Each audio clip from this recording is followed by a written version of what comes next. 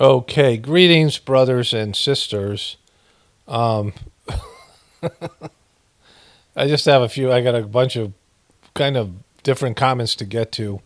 Today is Friday, September 26th. I'm uploading my video right now for today, which I just found out that Charlie Kirk and the Turning Point organization was making $100 million a year, and he was doing an audit because a Doge style audit because the shekels were disappearing 8 days before his death.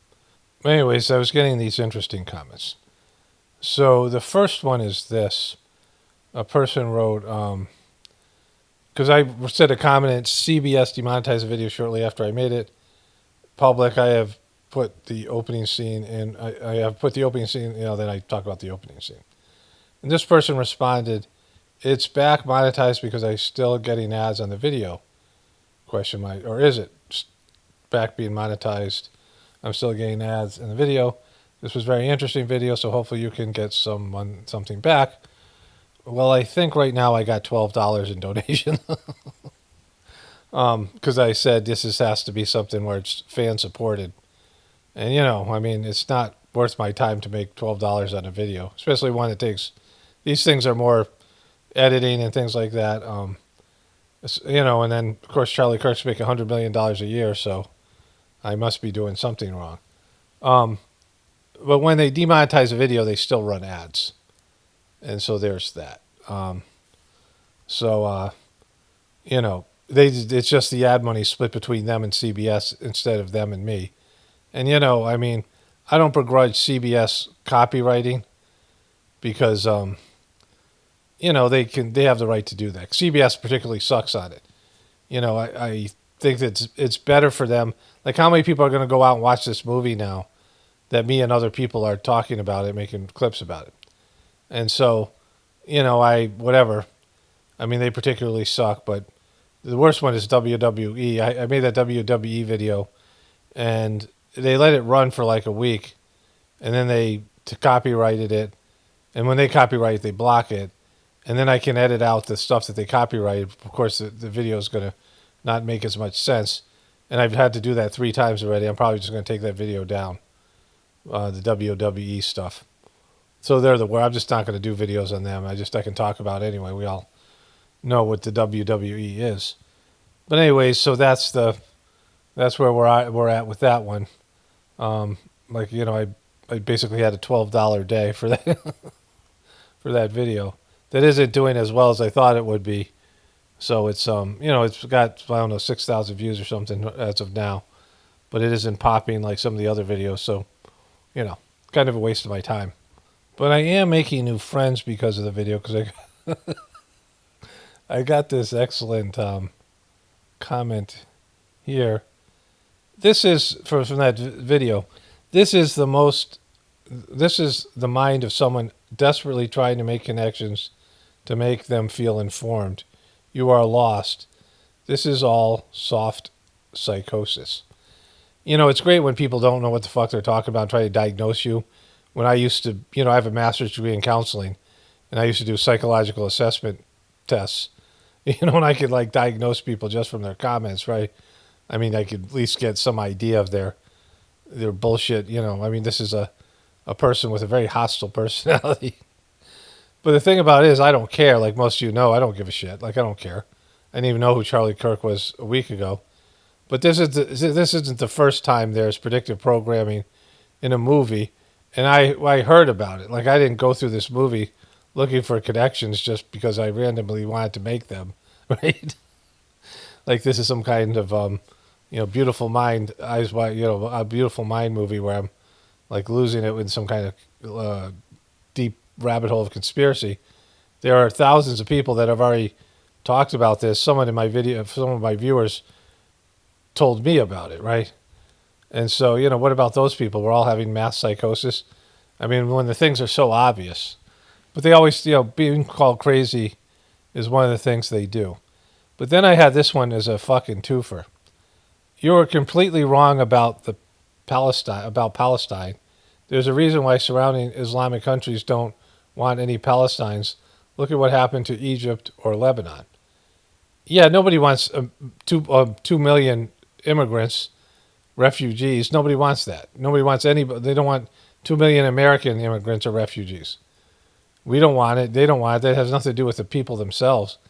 It's poor, desperate people that are going to immediately need, whatever, immediate care, and they're coming with nothing to contribute right off the bat. And so no country wants that, right? So that's not a reflection of Palestinian people. And if you want to talk historically, the group of people that most countries don't want to have in their country. But then there was this person, glad this was glad this piece of shit, it was a piece of shit emoji. Glad this piece of shit emoji was demonetized, meaning my video.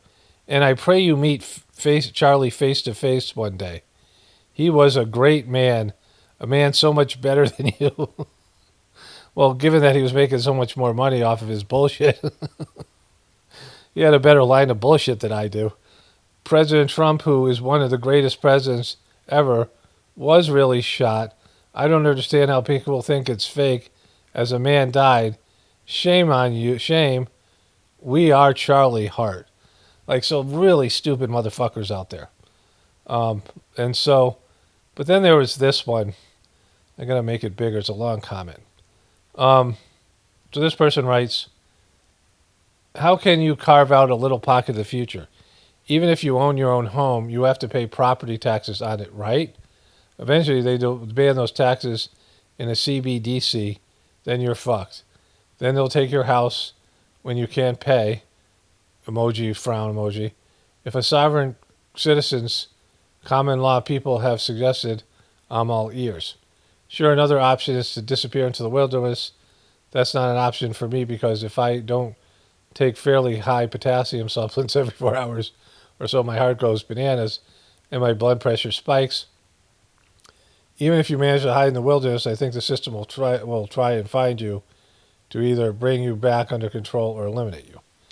And if you decide to betray us in all generations that come after us by taking digital ID, then they'll demand you take Billy Gates' Depop shots every 6 months or they will turn off your digital wallet. So I don't know why you're so happy about the system collapsing. It's been collapsed on purpose to take us into the new digital panopticon they've been playing for decades. Okay, so the idea of pockets of the future is you do what you can do. I'm not saying, there's any guarantees, but the idea would have to be there that some people are going to survive. That, the title of my channel, Pockets of the Future, the idea came to me when a system collapses, because this isn't the first time a civilization has completely collapsed, an empire has collapsed.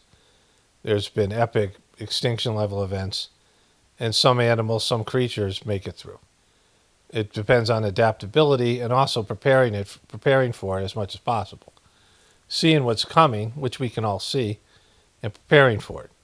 And so the first thing that you have to let go of this is the idea that the controllers actually can control shit. Because it takes a lot on their part to control people, and people have to cooperate with the control. And they still oftentimes fail or get disappointed or things don't go their way. And eventually they won't have the power, will be just ripped from them like everything else. Power is a temporary thing. And so this idea that whatever their plan is for the future is going to go through without any hitch, and that, we're just going to be forced to go along with it is, not an accurate thing. The empire collapsed. Those people are the least adaptable, the least able to, their plans are, they say, man makes plans and God laughs, right? So that would be the first part of that. So the second part is whether you're capable of adjusting and adapting. The older you get, the harder it is. And so, maybe you're not chosen for that shit, right? But but either way, the thing is that it's a bad system. We all see it's a bad system, and it's taking us in the wrong direction. Like, how many can disagree with that? I mean, almost even the most sheepless sheeple will say the system's going in the wrong direction. You have to be like, on drugs or completely mentally ill not to see that people are getting worse with each succeeding generation and that things are breaking down all around us. And so that system has to go. And we have an opportunity then to build something better. And as far as I know, in terms of my spiritual teachings, it's part of a plan, and that there is, going to be a divine movement, and maybe people will rise up to it. Maybe they won't. I would never bet on people's ability to change and go to the higher levels, but that's, a possibility, and it's not a possibility now, so at least there's that. If you're judging from your own personal egotistical life right now, then yeah, this sucks. I mean, if you're not able to rise up to an understanding of your soul and your soul's path and a greater purpose and connect with that, then you're fucked. Like, then of course you're fucked, because, anything that's not as good as what you have now, all the people who are needing allopathic medicine and medicines to live their life, anybody on psychological medication, they're going to have to go through withdrawal. People who are any number of addicts, people who are, have all these. I mean, people are going to have to go through withdrawal from their lifestyle, and if they don't have some higher purpose or some greater purpose, it's just going to seem like it's a fucking nightmare, and they're just going to die. They're just going to give up and quit. That's the only thing they can do, because there's no silver lining for them. It's just all bad. But for people who do have a sense of, something could possibly get better and we could rise up to a higher level and a connection to the divinity within you, that's like mandatory to see through it, to see your way through it.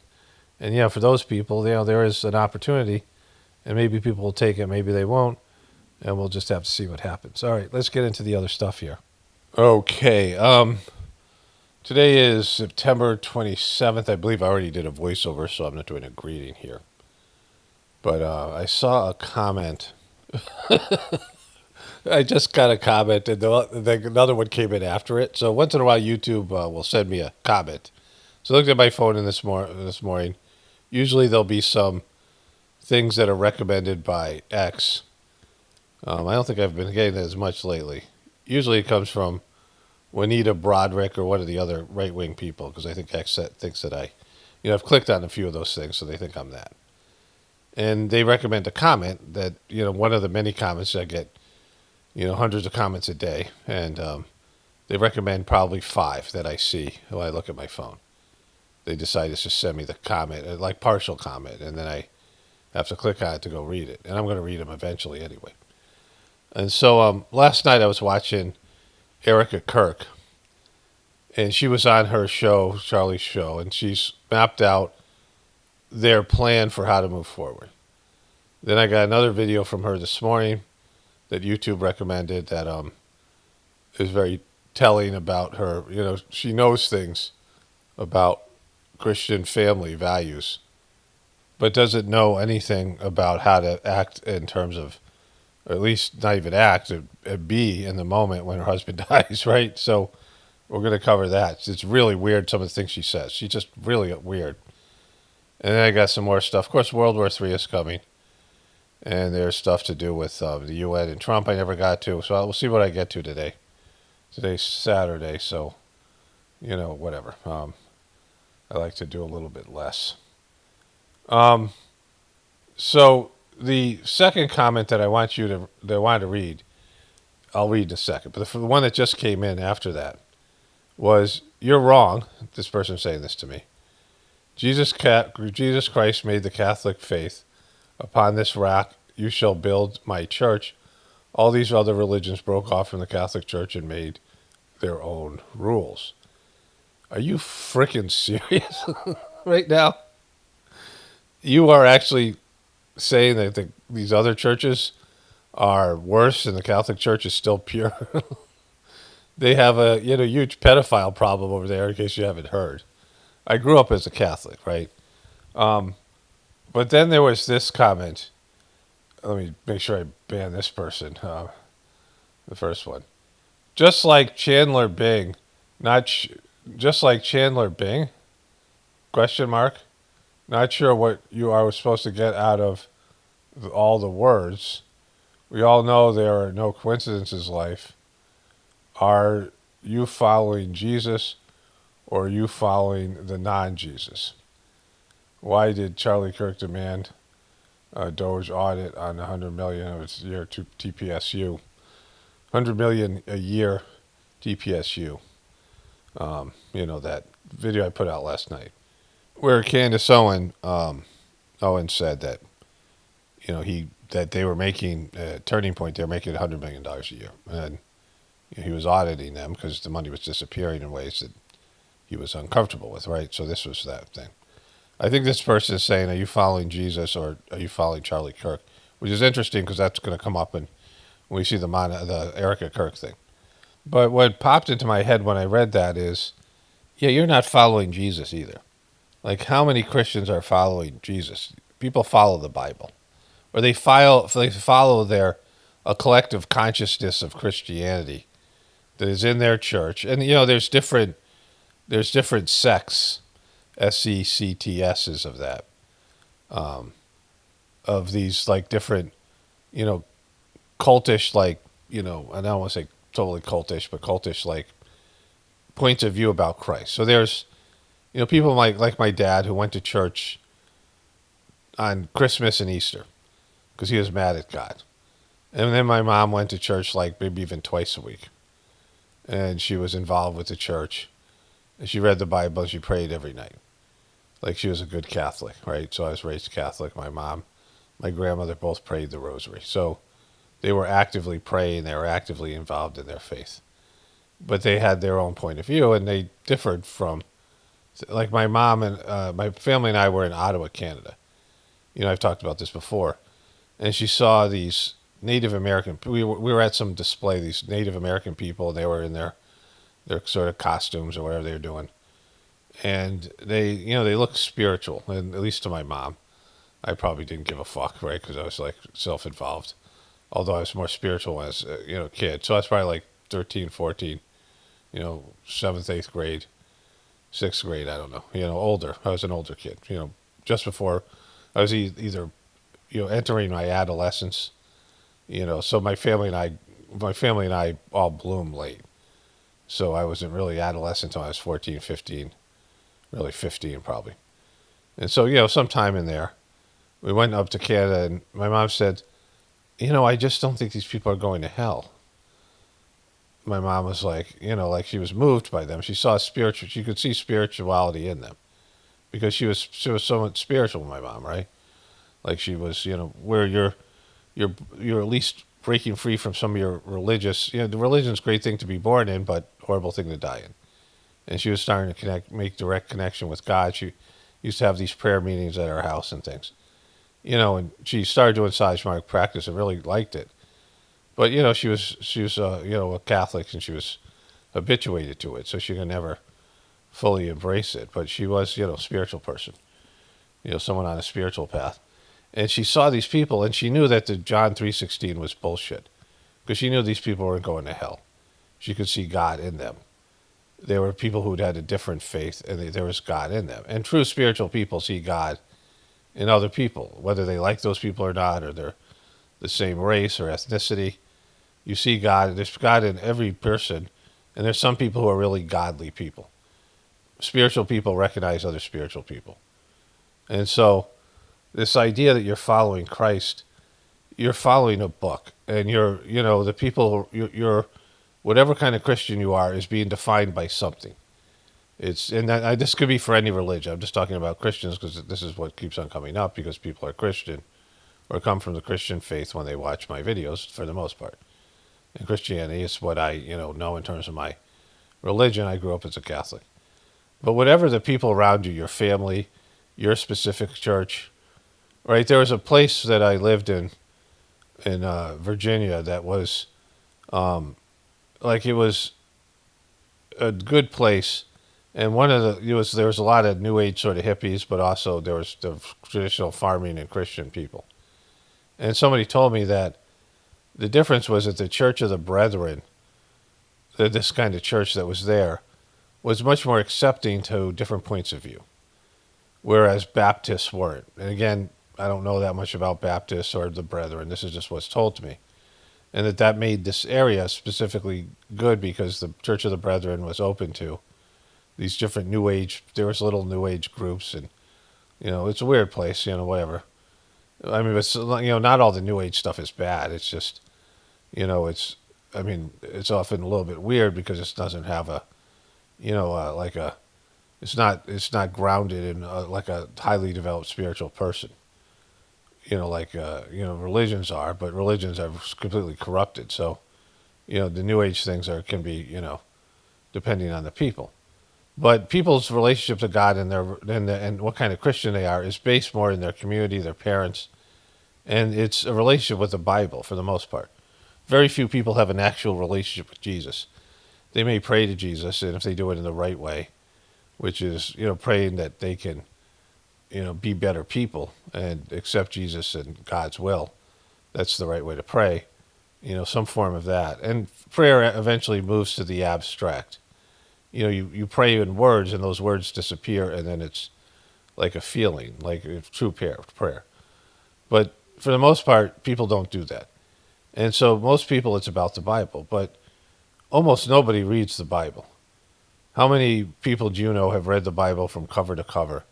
And if they did, do they understand it? Because it's written in weird fucking old English, right? And it's open to interpretation, right? And so, and it's been edited and it's all the things I've said before. But people don't understand the Bible, and so it's people read the Old Testament. I don't know how much of the Bible I read. When I was a kid, I was religious, I was into it, but I don't think I picked up the Bible and read cover to cover because I don't think I fucking understood it, right? And if I did read it, I didn't understand it. I could read it now and probably give a better interpretation than most priests and pastors and people just because of my spiritual life and understanding things that they couldn't possibly understand. But even then, there'd be parts I don't understand because of the language. And it's very abstract, and and a lot of it just applied to the time and the people that were there. But I would encourage people to form a relationship with Christ because, people who are Christian, I mean, there's something better than that, but if that's all they can do, then that would be the highest level of Christianity, to connect with Jesus and, wherever he is now. The problem with Christianity as a religion and all the other religions except for Hinduism, that Hinduism is always recognizing future and present saints. That people, and again, there's a problem with that because they also recognize piece of shit charlatans. So they're looking for people right now. The people in the Indian country are looking for a guru. They're looking for somebody right now. And again, a lot of them have been modernized and westernized, so the kids are not. But that's been their tradition, right? And that's what's a beautiful thing about India. And the Indian, there's a word for it, I can't even pronounce it, I don't know what it is. It's not an Indian word, it's an English word, but it means like the lineage of saints, the lineage of higher developed souls, Mahatmas, great souls there, is unmatched. So they do produce spiritual people there and real gurus, real spiritual masters in India. And there's always some people there that are spiritual. And they're on different levels and they have different abilities. And, but there's saints there. Because it's a country where it's very favorable to be born as a saint because saints are people, they're always looking for saints. They're always looking for a spiritual person. And that separates that religion and culture from all the other ones because Christianity is one and done.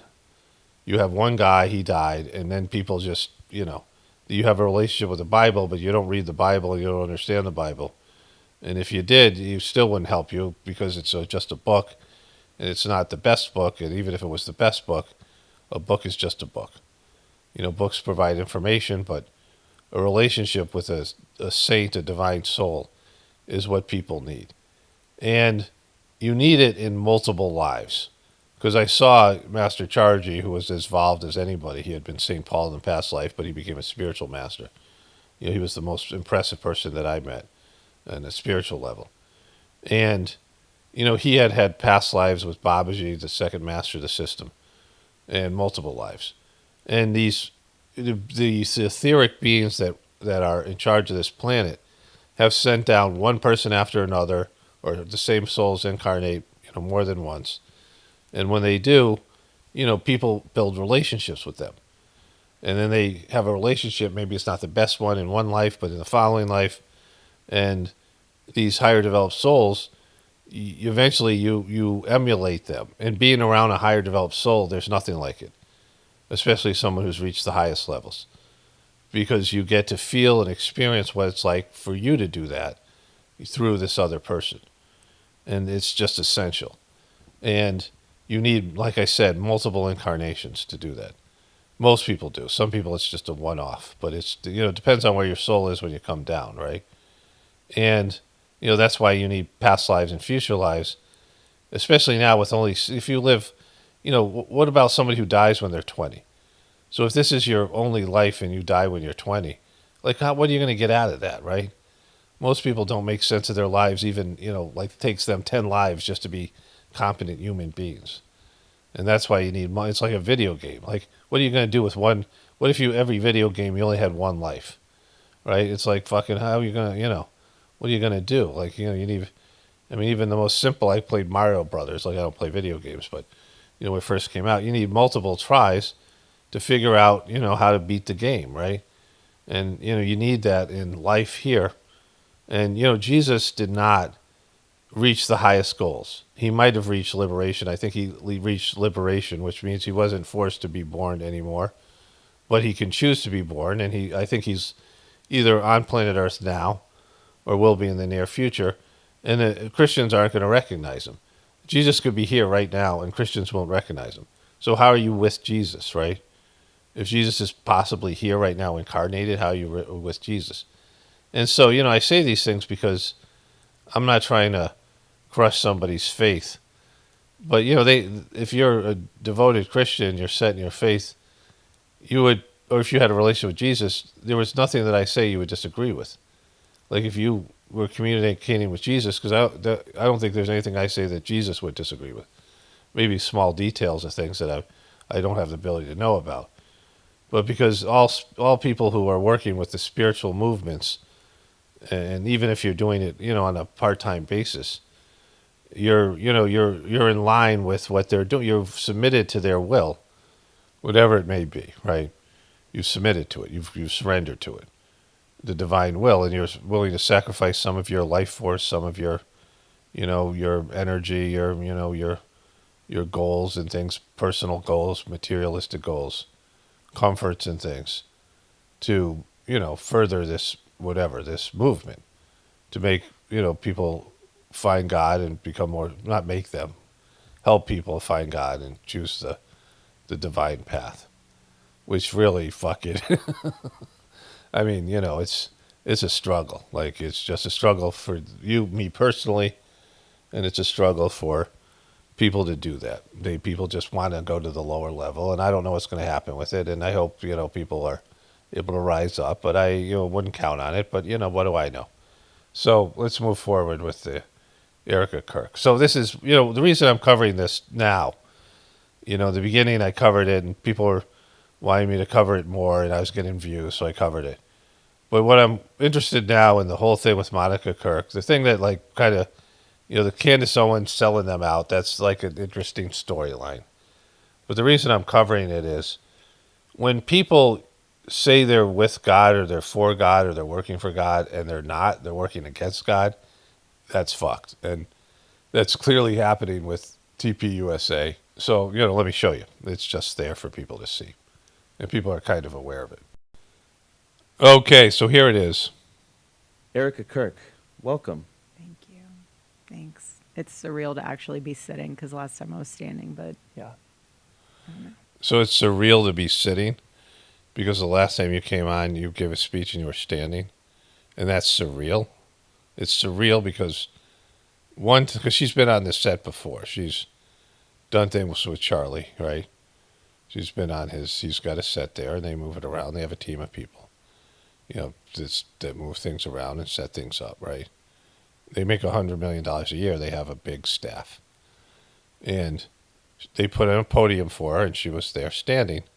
Last time, when she gave that horrific speech, 3 days after her husband died.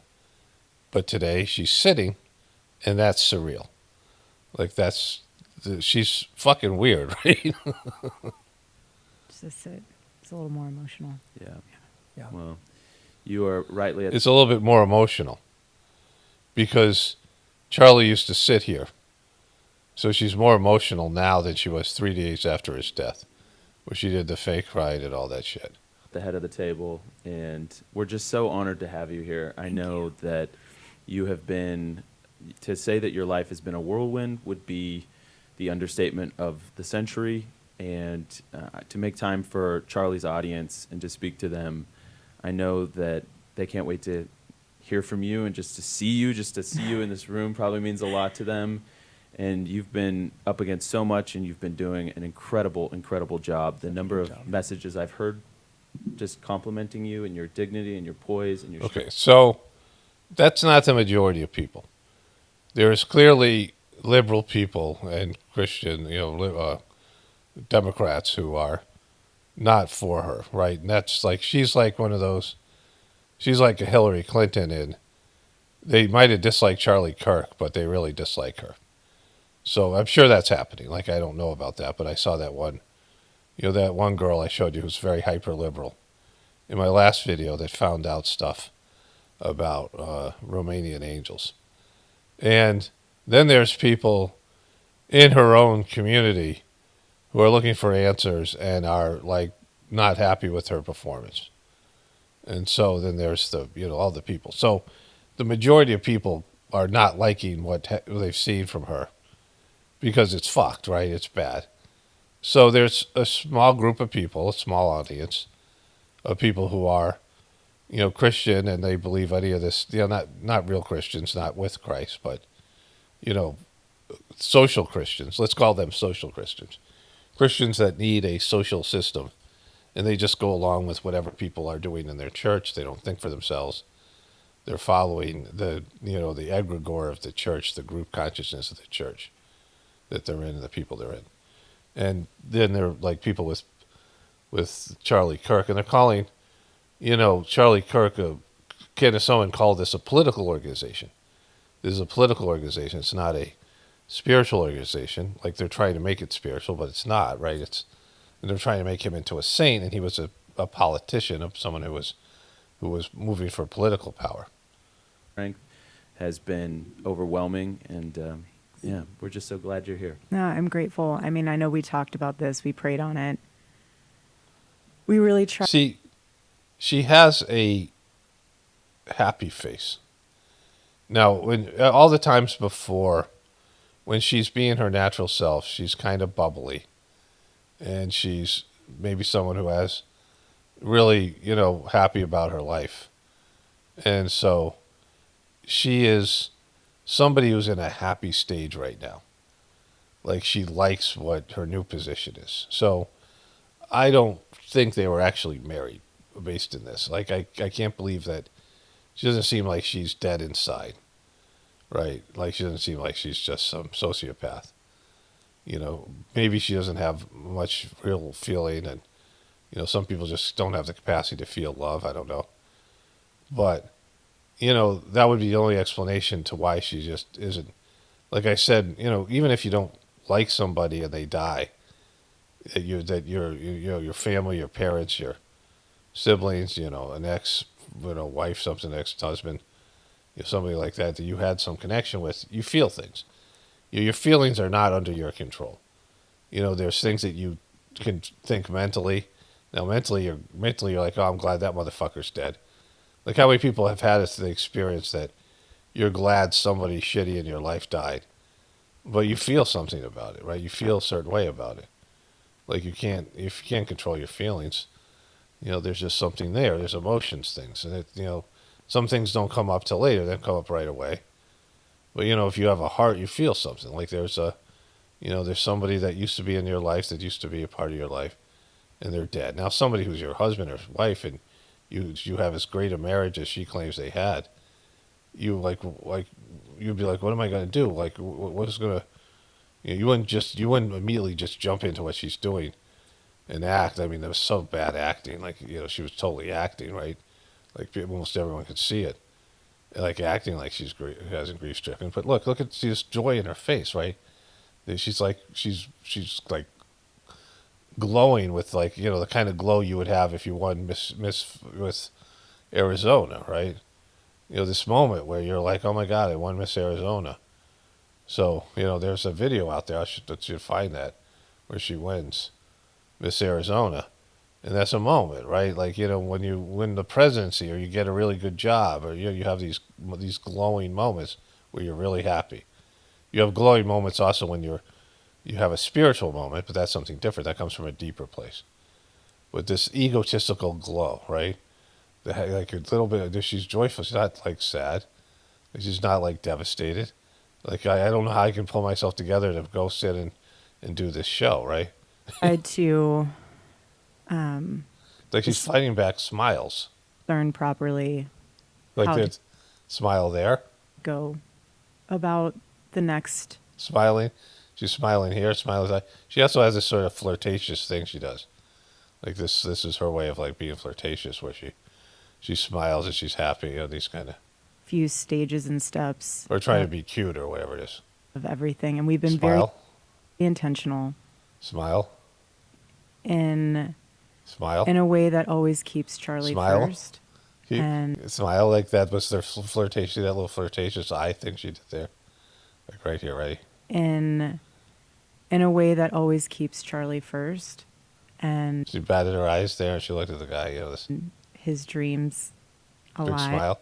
Those folks smiles, right? There's not smiles, Like if you're like sad that he's in heaven and you're happy for him and whatever it is.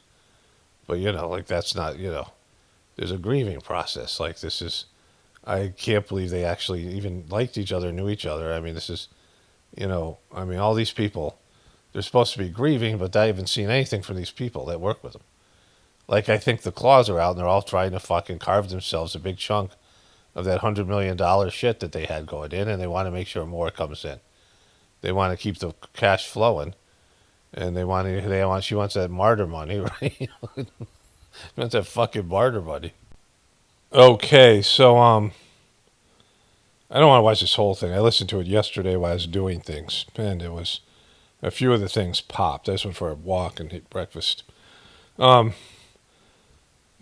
Just so you know what's going on my end here. And his legacy going. And what's so beautiful is to see all of you step in and do that. Smile. Another smile, right? And so, it's been a couple weeks, but I mean, it's when you have a situation where you have young kids and they're going to grow up not knowing their father, right? And, when you're a young couple, all of it, like, to me, anything where you're making public statements and you're not a total wreck, right? Like you're not just, you're going through you're just been hit by something. It's like you get hit by, like people have gone through something, where you're just like, you can't function. People, go through, people have different levels of emotion. But she was smiling and laughing during that first speech 2 days after he was killed, right? Allegedly. And so part of the reason why I agreed to come on, because this is not going to be a forever thing of me being on hosting the show. So again, she's laughing. Look at her. There's joy in her face. Why joy? Like, again, no matter what you feel about somebody ascending, when the soul leaves the body, it goes somewhere. You can't know that. Like, you can't know that on a material level. It can't be proved scientifically. You have to penetrate deep into your spiritual essence, and then you can feel their souls. I talked about when I saw my grandfather, he had lipstick on at a wake, and I'm like, that's not him. Why are we even looking at him? We're just looking at a dead body. It's gross, right? Like, I'm a 10-year-old kid, and I could see that there was no soul there. I didn't have the, it was just something I saw. I'm like, oh, he's not here. He's gone, right? It's just an empty shell of what used to be your grandfather or your husband or whatever. And so her weeping over her husband's dead body is weird. That means she can't see the spirit. Because otherwise you wouldn't want, you look at the dead body and you're like, oh, that's not him. Where is he? Where is his soul? And you can connect with the soul of a dearly departed, but it's subtle. It's never going to be concrete in some way. So, this idea that he's sitting up in heaven with Jesus, that's just some that's just like that's not real. And so wherever he is and wherever he's going to go next, whatever is happening, whether he's really dead, whether they were really married, these things. But she's exhibiting joy, and that just doesn't happen. She did this. She was her natural state is she's very smiley and very giggly. So I saw her in that reality TV show, and then I saw her in a number of clips with her and Charlie. Right? She's constantly. Well, let me just pull one of those up here. He is my husband. Charlie Kirk is a force. He is a force. Now, they do a lot of fake smiling. He is bold when the world. But, there's people who smile with their eyes, right? Like they're happy, whatever. And maybe she's got a hard heart, whatever. But in terms of her surface presentation, she has that thing, right, where she's smiling and happy and, this kind of thing. There's some hardness in her, some toughness there. But she, these beauty queens always are smiling. But it seems like her natural state is to be sort of giddy and, happy. Demands silence.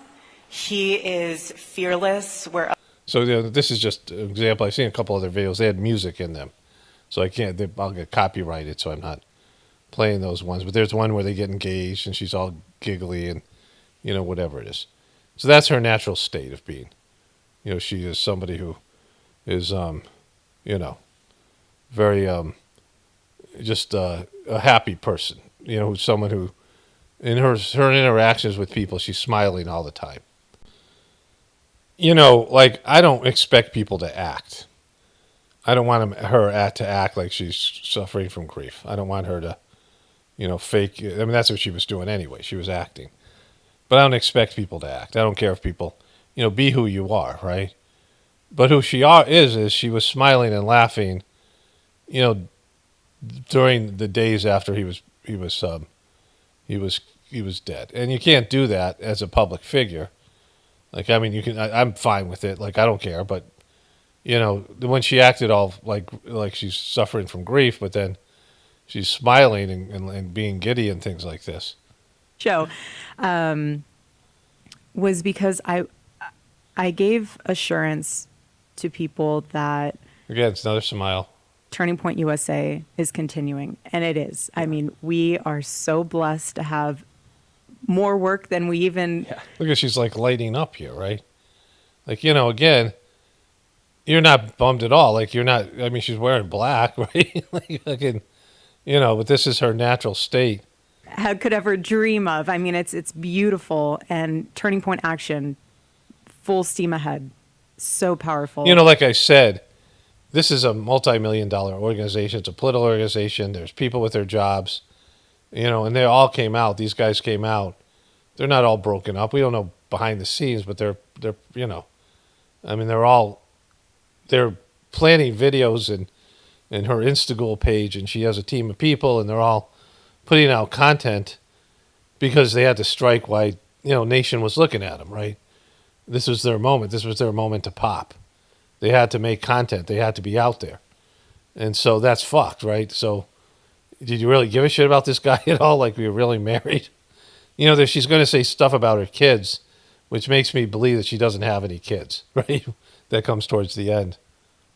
All of the other programs within Turning Point USA, everyone knows what they're doing. Everyone has their marching orders. And the show, when we talked about this, became very... Again, that flirtatious look there. ...intimate for me. Because...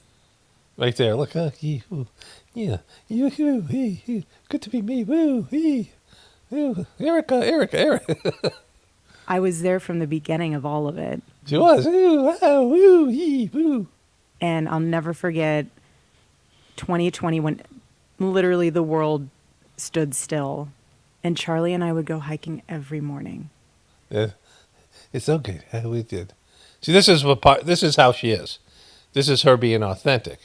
And she could have been like this when she gave the speeches. And people have been like, why are you fucking this happy, right? Because that's how she was containing this. And she put on this act of grief, right? But her natural state when she's communicating, she get tough too. She has a tough side. But this is, her way of dealing, especially I think when she deals with men, right? She's being like coquettish, right? Like this. And we would just talk about what life, the crazy things going on. And we came home from one of our hikes that season, and my mom pulled him aside in the kitchen, and she goes, "Honey," they had a very good relationship. My mom and Charlie were best friends. We joked around that. Oh, I know. We joked around that he was the favorite child. Yeah, my mom liked him better than me. Well, yeah. My mom thought I was a piece of shit, but she loved Charlie. But she loved him, still loves him. Still loves him. She does. She does, even though it's a corpse. She loves his soul somewhere sitting next to Jesus. And she said, "You know what, honey?" She said, "God has blessed you with an amazing voice, and you will be the Rush Limbaugh of your generation." Holy shit. Like, you're celebrating Rush Limbaugh. There's no bigger piece of shit than Rush Limbaugh. I mean, he was obnoxious. And, the guy was like, he had like all these sexual allegations and shit, like weird. He had some shit, right? Multiple divorces. I mean, he was not a Christian. Like, he was good at what he did, and he had a big audience, but it was, he was not one. He was like fucking a deceiver, right? He pretended to be something he really was. I guess he was conservative, but he was, like, there's people who know how to, like, Trump doesn't like his audience and believe in what they're saying or what they believe. Like, he doesn't, he's not one of them. But he knows how to talk to them. And there's nothing worse when you're pandering to people so you can take their money and you dislike them and you look down on them and you're not, I mean, you're not, I mean, they think you're one of them and you're not, but you're taking their money and you're getting their support and you'll throw them under the bus when, whatever, you don't like them or respect them. And that's how Rush Limbaugh was. And so, like, that's a fucked up thing to say, right? And 2 days later, you and him engaged in conversations about the show. No way. It was like my mom was a seer of the future. You guys got together and made him into the next Rush Limbaugh. And about the podcast. Well, it was, hey, we're going to be doing about 5 more episodes a week. Look at her. She's laughing. Look, they're all laughing. Now, so just tell the so team funny. and make sure that happens. 3 hours of this, 2 more hours of podcasting. Yeah. Like, it just, and look at the fucking joy. The joy they're celebrating on Charlie Kirk's. He ran with that and the team ran with it. And to see the Charlie Kirk show grow. He was a young man who was shot in the fucking throat, right? He was shot in the fucking throat. Like, if you see something like that, that would, I mean, it's not like just some fucking, I don't know, peregrine falcon. They dive at something fell out of the sky like a fucking little meteorite and hit him in the throat and he bled out. Like some unnatural thing happened, right? Like some accidental thing happened where a shard of something, that broke, like a fucking piece of something, like rock fell, a meteor fell, and a fragment of rock came in, hit him in the throat, and he bled out. That would be fucked up to see. But this was a bullet from a sniper of, like, people who, a hate bullet, right? That's the official story. That, some gay kid with a transgender lover, like, climbed up to a roof and shot him in the fucking throat, right? And they were there watching it.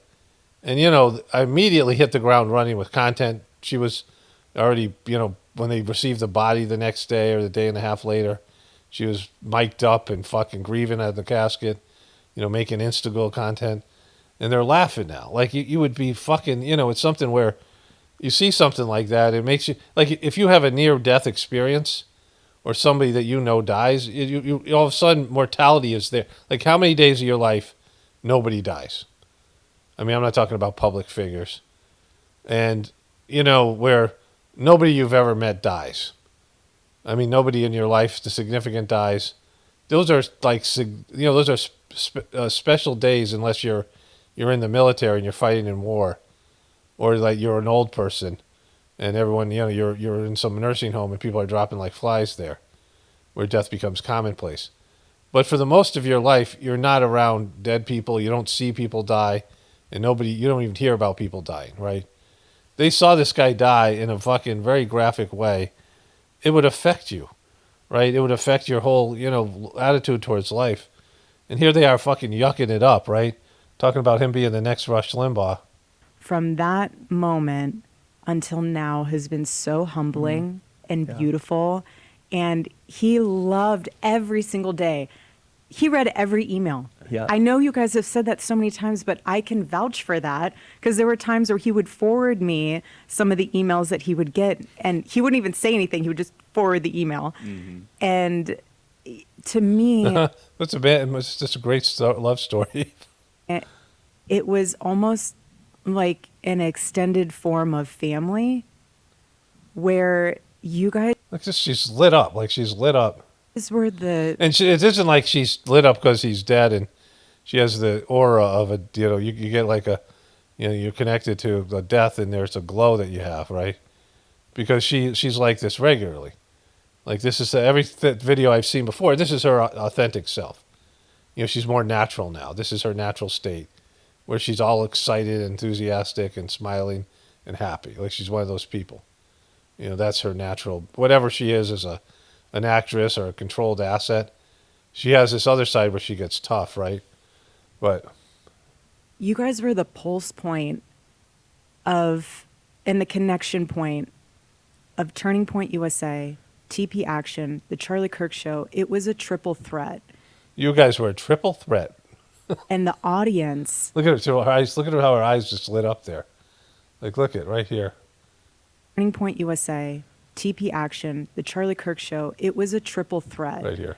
And the audience See her eyes? Boom. was the master and main component of that. Because They Charlie were the ones you were fleecing. and the Charlie Kirk Show is not just a show. Yeah. It has a movement attached to it. It has the youth movement attached to it. And so for Charlie, the audience was a barometer of what do we need to be focusing on? The audience is brilliant. How many times did a listener send in something and say, Okay, so she has the estate. I don't want to get into this. I want to show you one other clip here. I'm going to show you more from this, but let me go to this other thing here. The wedding day is a wedding day. It's really not for you. It's for your family. It's important on the altar. That is for you. But I'm talking about the party. It's really not for you. It's to entertain everyone else. What matters the most. Okay, so see, she's being tough here. She's very hard. She gets like very, there's parts of her remind me of my ex where she's good at selling people on things. Like she sounds like a knower, but I don't think she's really married. Like she's a fraud, right? She comes in very hard and intense. And, like this, she has a certain way about her that I wonder if she's like one of these MK beta kittens, sex kittens, whatever they are, mind control where they sexually abuse them, or she's had some, sexual abuse stuff or whatever it might be. But she's talking about how the wedding day isn't for you. And most girls grow up, it's my special day, right? That's the bride, it's their special day. That's what they're told. She's saying that's not true. It's for your family. Now, she's saying this like a person we just didn't see who's acting like every day since Charlie's dead is her special day. This this memorial thing and these other things they've had and all this other stuff. And they talk about that too, because that's like great. We'll get into that. I'll show you that. But she knows Christian teachings. My ex, who was very obsessive and like one of those people that's, there's those people who have 8 doctorate degrees but never held a job, right? Like that kind of person. Were really good in school. And my ex grew up and went to a very liberal university. Grew up as mostly a liberal person. Was, competitive feminist. She went to the school that Hillary Clinton went to. Boston and Wellesley. And so she had all that kind of liberal, women stuff, feminist stuff. But when she started doing Sage Marg, the teachings of the Master Charji were very traditional in an Indian way, like even more so than Christians. And there's this, idea of what a woman's role is. And she flipped a switch and she got into that. She's since flipped it back since he's dead, since he died. But she ended up being a part of these Christian groups, moms of many, these groups of, these Christian women. Some of them wore head coverings. She was in several Christian groups, homeschooling groups and things. And she learned about all this Christian stuff, which I know about. It's really Christian women and their role. And this woman isn't that at all. She knows some of the stuff, but she wouldn't dress like this, right? Like she wouldn't be so, they're being sort of, being quiet so your husband can shine. They have all these things that they do, which I'm not saying I'm endorsing those things or I believe in those things, but it's not, being a modern day, everybody look at me woman, and saying that you're doing it for God, right? It's being subtle. It's being behind the scenes, You could be out there and having a podcast, but, much more humble, less, manly or aggressive, right? She understands some of these teachings, but she would know that there would be an expected way to grieve, right? There'd be an expected process when her husband dies, and she just didn't do any of that shit, right? Is the man and the woman standing at the altar and that covenant you're making. It could be raining, it could be snowing, it could be 100 and some degrees like our wedding. That didn't stop us. What's so important That didn't stop us. I was going to get married to this motherfucker, but it was 106 degrees. I could stomach 105. But when it got to 106, I'm like, this thing's off. I can't fucking, it's stopping me. It's raining. I mean, what couple said, yeah, we're calling the marriage off, we're calling the wedding off because it's raining or it's too hot. Like, it didn't stop us. She says this kind of stuff all the time. It didn't stop us. We went through it. We did it anyway. It was 105 degrees out. We fucking did it. We went. We pushed through. is that marriage and because when you guys get married, that's your family. Your husband's your family. Everyone else's relatives, that's your husband. Boom. Your husband's family, everyone else's relatives. I notice how the rest of the relatives didn't show up for his funeral. There's a comment from somebody here. So there's a comment that just came in while I was doing this. None of the Kirk family members have said anything. There was no church funeral. There was no burial, no death certificate, no crime scene, no media at the hospital. And I'm pretty sure there's no autopsy. It's very bizarre. I can't verify any of that, but I believe it probably is true based on everything we're seeing here, right? Hey, this is going on. You need to dig deeper in this or check this out. And Charlie's show became and still is, and I'm going to get there in a second, but Charlie's show became the North Star for freedom of speech. Yes. But in a way... Wait, the North Star for freedom of speech? They're censoring people right now, and you're not speaking up about it. Donald Trump has literally just had a tantrum because they didn't fire Jimmy Kimmel and put pressure on him. They're talking about removing licenses of various media companies. What the fuck are you talking about? His death has caused this reaction, and a bunch of people, who are your people and, are Trump's people, are pushing for this bullshit, stupid thing, right? And you're not saying shit about it. So then why don't you speak up for that? Where when he spoke and whatever came across his desk or whatever he put on the air was right. Yes. It wasn't inflated. It wasn't awkwardly optimistic that had no leverage behind it. It was the gold standard. It was grounded. Okay, yeah, the gold standard. He was pushing for the Palestinian people to be extricated from their country. He was saying that America should pressure Egypt and Libya, whatever the other country is over there. Sudan, not Sudan, whatever it is. The other country that borders the Palestinian people. Don't care, don't tell me, don't need to know. I could look it up right now. But they said that these countries should be pressured to take in these refugees because Israel, he said he believed in the biblical rights of the Israeli people, the biblical rights, because they, in their own book, claim that God said that God promised them this land. Like, years before Christ, right? The promised land. I mean, it's like 3,000 years, 5,000 years ago, that sometime in their history that God promised them the land. And he's saying he believes in that shit.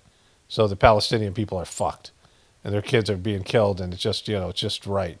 But he's the gold standard, right? Okay, so let's fast forward here to this part, midway through. Again, big smile from her. She's got these big giant smiles. Jordan was the country, and that I was talking. Jordan was the country. He said we should pressure to take in 2 million refugees because so many years ago, thousands of years ago, some Jewish person wrote down, or whenever this book was written, because it was written after that, right? Said that God promised them this land, right? The promised land. We have the blueprints. We have the blueprints. We have our marching orders, and we are just. I think let's go back a little bit here. Right. The guiding vision that we're using right now to kind of steady the ship and figure out where we're going is the things Charlie himself told us 100%. where we were going. 100%. And similar with Turning Point USA, Charlie had a plan moving past 2030 that he's shared with the team and has implemented. So we're not going anywhere. We have the blueprints. We have the blueprints. Look we how happy she is. have our marching orders, and we are just remaining humble and grateful to God, and we're remaining just stewards to what God has blessed us with. And I know Charlie's going to continue to guide us, and the Lord will continue to guide us. And I just, Charlie and the Lord. Like, why not just the Lord, right? Because isn't the Lord more involved than Charlie, right? Like, if you had a choice between being guided by Charlie or the Lord, wouldn't you choose the Lord? Like, I thought this is a very significant point here. Like, Charlie could continue to guide us. When a soul dies, you grieve for whatever period of time, and you want to feel, and people connect with. I mean, maybe you guys have had that experience where somebody has died in your life, and you felt their spiritual presence. It's not unusual to feel that for a week or two, but at some point you have to pray that the soul goes to its highest place, that the soul goes to wherever, its highest possible place it can go, and pray for whatever its future existence here on planet Earth or whatever it is. And the soul has to leave, right? Like, you can't stay attached to it and keep on pulling it back down with your grief and your whatever. You have to let it go. You have to let it, go to where it needs to go. Like, at some point, that's just a selfless act. So, the soul might hang around for a year or so, but at some point you have to let it move on because it's what's best for that person's soul, right? You can't just keep on just, pin it because of like, people get needy and desperate and they cling to a soul.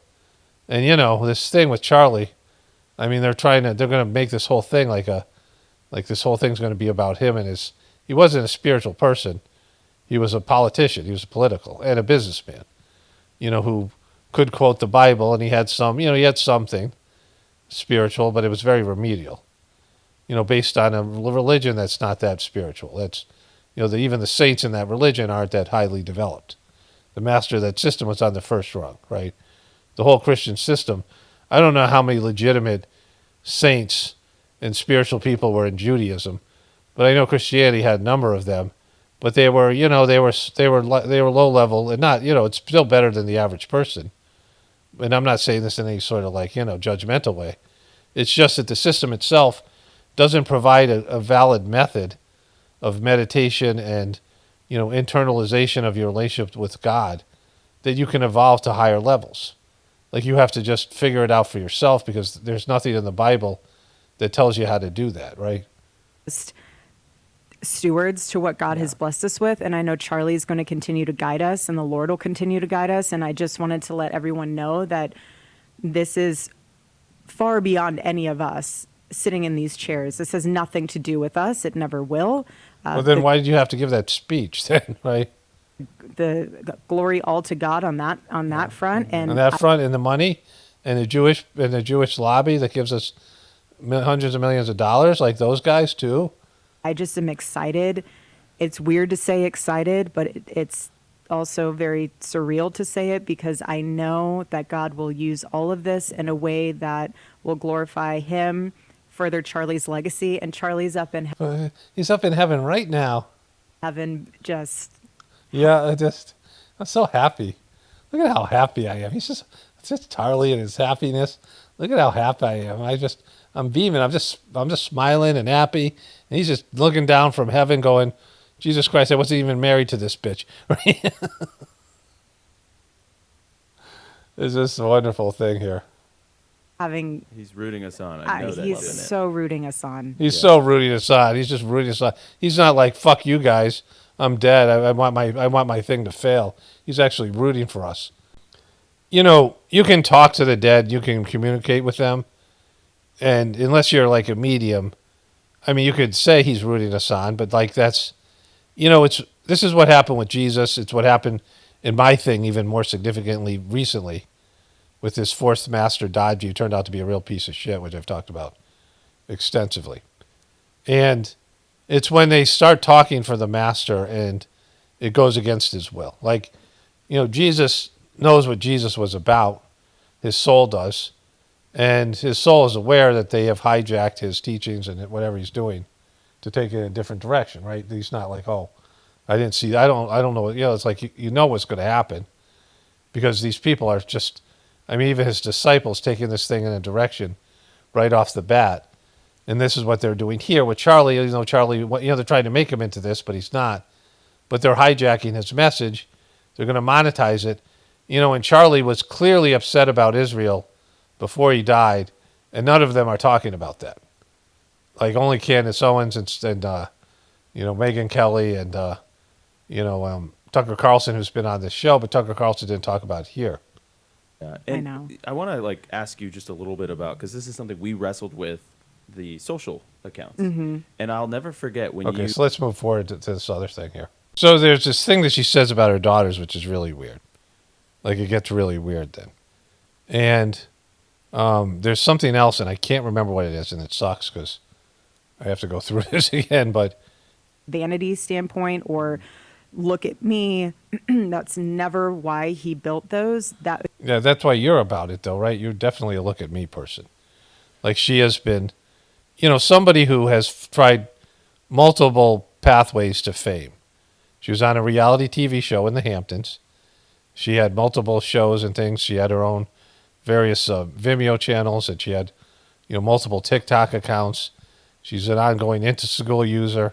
And even when Charlie was doing his thing, she was doing her thing. On Instagram, had quite a following. She appeared in various things, like someone who wants to be seen.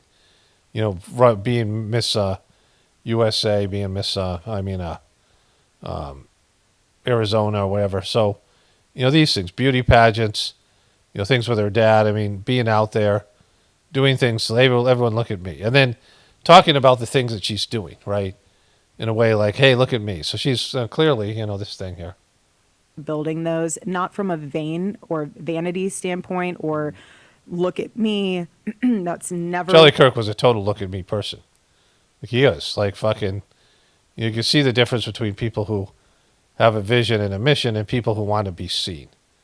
And sometimes it's both, but definitely with him and her, it was they wanted to be seen, right? They made decisions and took money and they to expand their profile, right? The people who are really successful are good at this kind of stuff, right? There's lots of people who produce good content and have interesting things to say on the internet, and some people are better at the business side and getting, everyone to look at them, right? Some people are more fame whores.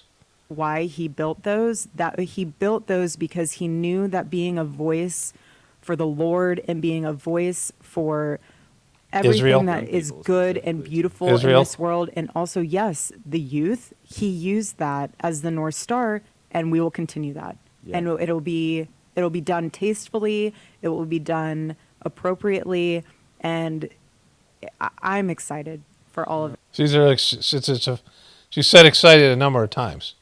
Like, how are you excited right now? Like, she's excited. Like, how are you excited? Guys, it's only been like 2 weeks, and she's already like, oh my God, it's so exciting out here.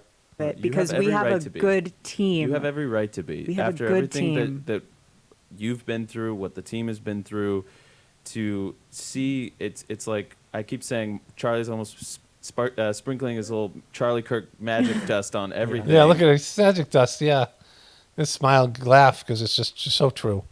All right, so I remembered what they were going to say. They're going to talk about I think it's this guy too. This guy's a nightmare. But here, and I mean that in a very Christian sense, that the Christian sense, not any of that fucking crazy witch fairy dust. None of that gay dust. I'm talking about heterosexual dust here. Manly heterosexual fairy dust. that Charlie lived such a remarkable life, and his mission was so big that in death you cannot contain it. It unleashes something even greater, and it's on us. And Charlie would look at us and You can't stop him. You can only hope to contain him. expect us to do the right things here. And I would say, look at the memorial. I know. The memorial is the proof point that the team. Holy shit. Like, this was that moment. All right, so this is why I just remembered. I'm glad I found it. It was right here. Look at the fucking memorial. Is that what you're fucking saying? Like, everybody who wasn't a part of this, it was so fucking gross. Trump's self-serving political speech where he said he hated his enemies. Her, saying she forgive the guy when clearly it's just she's so fucking fake. And her whole speech and all the shit that she's done up to this point, the whole thing was an embarrassment. I mean, everybody that was up there, Donald Trump Jr., the guy, whatever his name is, Miller, Stephen Miller, and, J.D. Vance, and all the people that were up there. That guy singing with, his fucking chest hair showing like he was one of the Bee Gees, right? Like, like the whole thing was gross. It was fucking gross. It wasn't anything really to do with Charlie at that point. Everybody was pitching their own bullshit, just like Netanyahu did when he came out. All this thing has been fucking gross. It's an abomination. I mean, to say that, like, look at the memorial, you're using that as a success, like that insincere, so fake, artificial, sparkly, this whole thing, right? Charlie put together can do the impossible, and God's blessing was on that. So there were so many prayers, and I know that there was blessing. You mean in terms of the amount of merch underneath? There was a banner that talked about their merch. I mean, they're still selling merch here. They're big into merch. And they were also getting all these donations, like all this stuff. When Charlie himself was doing an audit on September 2nd, 8 days before he died, he was doing an audit because a Doge-style audit, because he didn't know where the money was coming from and where it was going. And he was concerned. I mean, that's a memo that he put out that Candace Owens read. And then now he's dead, and she's all excited. Feel the prayers, because I I feel do. them. If I feel them, you must be feeling them. I feel the prayers. I 100x. feel them. All of them matter, and They all matter. Every one of those fucking prayers. we are going to. We will never be silenced. We will never be silenced. Like, what is she talking about? Of course you're not going to be silenced. I mean, this would be a good way to be silenced, right? Like, what if your daughters are at risk? What really matters here? Like, this fucking stupid mission. Trump betrayed you. And if you really believe in what you say you believe, Trump betrayed your followers. Trump betrayed all the fucking young people that were brought to him by Charlie Kirk. He's betrayed his promises. He's a piece of shit martial law. He's, not America first. He's Trump first. It's clear that's the case, right? And so, your mission's a failure that way, but you were hugging Trump like, like the guy owed you money. The guy, you were clinging to the guy, right? I mean, it was so icky when she threw up the devil's horns and the whole thing and all that shit she did. I love you in sign language. Her gaudy jewelry with a big G. The Freemasons have a big G on some of their like rings and things like this with the as above, so below. There's these images, and there was a big G in that window of that movie I just talked about, the Snake Eyes. But what do you mean? No, you're going to not be silenced? What, by a 22-year-old kid? Of course they're not going to be silenced. Like, she's making it sound like everybody else would fold up their tent, which I could totally see doing, because your show doesn't mean anything. My show doesn't mean anything. I mean, maybe some of you guys benefit from the spiritual stuff that I say. My show's got way more importance because I talk about God within, right? Which is the solution. The solution is people find divinity within them. We need better people. And the only way you have better people is if they have an internal relationship with the divinity within them. and they start bringing God into their decision making. And when they do something wrong, when you do something wrong, God's right there going like, bro, like, dude, like just very subtle way. And, it makes you improve. Like the answer to the problem of humanity is to include God instead of just having your ego run wild. These people have big egos and their egos are running wild. And so that's one of the prime messages, my fundamental message here. And maybe some of you guys have been affected by it. People say so. But, given what I saw happen with Sagemark turning into that was the transmission, the cleaning, and the Sagemark system, in a practical way where you experience it in an experiential way, it's transformative. It's transcendent. And even with that, it's folded like a fucking card house with this piece of shit Dodgy and all these people who were on much higher levels when Chargy was around and were basking in the glow. It's just like, it just folded. I'm surprised at how fast these things fall apart. And when Jesus was alive and he was really spiritual and he was affecting people in that way, as soon as he died, it was over. And it sucks. It's just like, it's a sucky thing about we can't sustain these spiritual movements. And so none of this stuff matters, but their show is a money show, right? They're immediately focused on the money. They got that martyr money and they want to fucking get as much as possible. She's not going to be silenced though. And that's why continuing his platform in a beautiful, honorable way will reinforce that we will never be silenced. We will never be silenced. What do you fucking talk about? I bet there's ways you'd be silenced. I bet there's ways that, if things got like ugly, that you would be silenced, right? So we have gotten so many questions about these little toys, the puppets, and what they are. Figurines. We, of course, know what they are, but why don't you tell the audience what they are? Every day when Charlie would go into the office. So this is where it gets weird. Like, this is the weirdest part. He would see our daughter, and she would just be playing, and she would look at him. She watched the show every day. She couldn't email, but this was her version of emailing.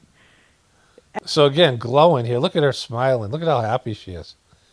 Now, she's talking about a 2-year-old kid. Her daughters are like 1 and 3. And so we're talking about 2, 3-year-old kids. Like she's saying every day. So it's for an extended period of time, right? And so this would be when she's a 2-year-old and 3-year-old and 4-year-old. You guys who have kids and have been around toddlers, toddlers are fascinating. But you know what the toddlers never like? Is adult fucking TV where adults are talking about adult shit and political shit and doing things like debating. You ever hear a 2-year-old say, hey, turn on that fucking debate show. I want to watch this debate show. I want to watch these guys talking about fucking politics. Like a 5 or 7-year-old kid doesn't want to watch that shit, right? Like I remember there was big news events that I watched, Watergate and things like this. If it's like something exploding, maybe it might, capture your attention. But your kids don't know what you do for work when they're 2 years old, and they shouldn't. There's no, hey, bring your toddler to work day, right? What's going to happen? You're not going to be able to do any work, right? Bringing your daughter to work day or bring your son to work, kid to work day happens when they're older, when they're in school. They can't even like fucking grasp kindergarten level shit yet. They're not even ready for fucking kindergarten. And this bitch is saying that fucking her kid went and saw the show, right? Let's go back here. Watch the show every day. Yeah, that didn't happen. Like, nothing about children. So you're out either lying or you don't have kids. Like, there's not kids. These are kids you're just making up because that doesn't happen in reality. A 3-year-old kid, the 2 to 3-year-old kid doesn't watch the show every day. There's no way that happens, right? She couldn't email, but this was her version of emailing. Every day she'd watch the show. And she did it because Daddy would take the item that she gave to him and have it on the show with him. And sometimes he would say, like, this is the item that my daughter gave me. Sometimes he wouldn't, just to see if she was really watching. Is he testing her? Because he wanted his fucking 2-year and 3-year-old to listen to these adult concepts. And he would talk about shit like Palestinian people, kids dying. There was controversial stuff that he did, whatever his different things that he talked about, right? And so you want your kid listening to that? You don't want your kid to listen to adult level shit. You don't want your kid getting exposed to too much truther stuff at an early age. I made that mistake with my kids. Like would, if I went back, see, I was thinking that I was preparing to them for what was, but, they just weren't ready to handle it. So, and, when I was waking up, you're emotional about it, whatever it is. And so, but I would regret that part. And my kids were older. They weren't fucking toddlers, right? We're talking about, 7, 8, 9, 10-year-old kids, right? And even then, I was only talking about things, just kind of so they understood. And they were, of course, now they've rebelled against this whole thing because that's what these kids do today, right? Because American kids do that in general. But, you don't talk to toddlers about shit like that. Have you ever had a conversation with a toddler? And toddlers are fascinating. They're kind of like, dogs, puppies. They have all this energy, and they once did this study where they took high-level athletes from all these different athletic, where the ones that had cardio, bicyclists and people have great cardio and, whatever, cross-country skiers and all kinds of different athletes. And they had them just do whatever the toddler did. Like whatever the toddler was doing, they were doing.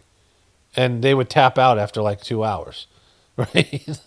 Because they're fucking active and their brains are developing and they're like exploring the world. But they don't. Why would he say, I'm going to put this toy up there to make sure you watch my show? I mean, Jesus Christ, right? Like it isn't about being vain. Like, you go to work and you leave your kid to do their kid things. Like that's how it is. That's natural. That's godly.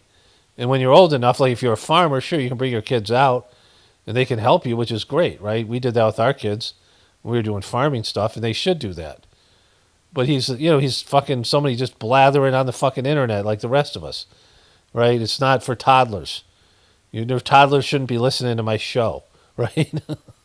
This is not toddler approved, right? Like, you have to, there's a thing on YouTube to check to see if your show is for kids or not. And I check no. And, some parents have their kids listen to my show, and they benefit from it, whatever. Some kids like my show, according to some of the comments. But they're older kids, right? Teenagers and whatever. My show isn't even for like 20-year-olds. If they can grasp it, it's great. The young people need to hear this more than anybody else. It's their future, the stuff that I know about all these things. But, it's not for toddlers. I mean, this whole thing, listen to that again. Item that she gave to him and have it on the show with him. And sometimes he would say, like, this is the item that my daughter gave me. Sometimes he wouldn't, just to see. That look right there. Watch this look. Let's try that again. Hey, like, this is the item that my daughter gave me. Sometimes he would. Boom. That, like, flirtatious look, right? He wouldn't. I mean, that just shouldn't be so much for the grieving process. Just to see if she was really watching. And so when he would come home, it's just so fucking weird. Then the touching of the hair here. She would be like, Daddy, I saw the puppet on the show today. Daddy, I saw the moose on the show today. Daddy, you brought baby Buff on the show today? Not baby Buff. And the moose, remember he has the strength of 2 mooses. Because he stopped the bullet from hitting these motherfuckers that were standing behind him. Like, so that was their little connection point and he loved it too, because it was a little piece of her that he could have with her on the show. But those little moments of. This is the fake part here. I mean, it's all fake, but. I loved it connection. too because Charlie was known for so many things, and I think people just love seeing that side of him. It humanizes him. Yeah. Humanized. He was unhuman. He's like an alien other than that. But it made him like a human, that we had these fake fucking kids that gave him fake puppets that didn't belong to them, and we had these fake stories because we weren't really fucking married, right? And he's a father. Unbelievable husband. Unbelievable husband. He's such an unbelievable husband, but also a father. Unbelievable husband, but father, and loved his babies. And he wasn't embarrassed by that. He wasn't embarrassed that he loved his babies. He wasn't embarrassed that he loved his kids. What kind of fucking asshole was he? I mean, he was not embarrassed that he loved his children. Like, what are you talking about here? Are you talking about love in a different? What kind of fucking wasn't embarrassed? Why would he be embarrassed by that? She says weird shit like that. We're not going to be silenced. Who's silencing you? Well, he's not going to be embarrassed. He was never embarrassed. Like, it's just weird shit, right? Like, it's just like fucking, you don't even have kids, right? This is not real. Side of him. It humanizes him. Yeah. And he's a father. Unbelievable husband, but father, and loved his babies. And he wasn't embarrassed by that. He was so proud of it. Yeah, if Gigi made him something, or if she puts a sticker on his shirt or a sticker on his face or gave him a figurine to bring to work, he did it and he loved it. He didn't care what other people thought. He didn't care what other people thought about him bringing his child toy to work.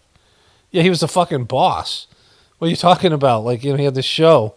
He's a guy trying to pretend he has kids, right? I mean, if he had a regular job and he came in, he's like, his boss goes, "Why do you have a sticker on my face?" "Oh, my daughter put it on there, and I don't care. I don't care what people think. I'm not embarrassed by that. My daughter put a sticker on my face. I'm wearing it all day." "Yeah, but you're about to speak to a CEO of the electric company." "Yeah, I know, but so what? I got the sticker on my face. What a fucking sticker." "I'm not embarrassed by that. Let's see. I'm proud of my daughter putting stickers on my face, right?" Like, you take it off because your daughter isn't aware what you're doing at work, right? You could take the sticker off and put it back on when you come home. She probably forgot she put it on your fucking face, though, because she's a toddler, and they don't remember shit like that and don't care. And so fucking weird. They didn't have kids. Like, just so fucking weird.